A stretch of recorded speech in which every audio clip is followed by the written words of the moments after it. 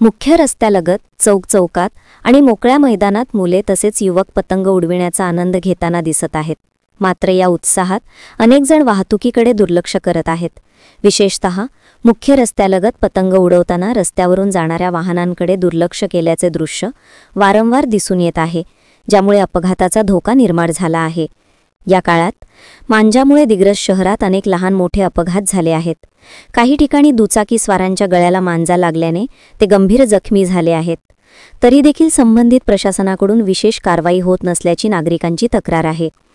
शहरातील नागरिकांनी प्रशासनाला आवाहन केले आहे की मुख्य रस्त्यांवर पतंग उडविण्यास बंदी घालावी, तसेच स्टील मांजा विक्रीवर कठोर निर्बंध आणावेत.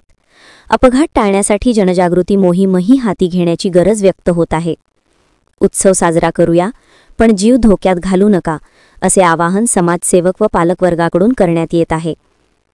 हवेतील पतंगांचा रंगीत जल्लोष आणि रस्त्यावर वाढता धोका दोन्ही एकाच वेळी दिसत असल्याने दिग्रस प्रशासन व नागरिकांनी याकडे गांभीर्याने पाहण्याची गरज आहे.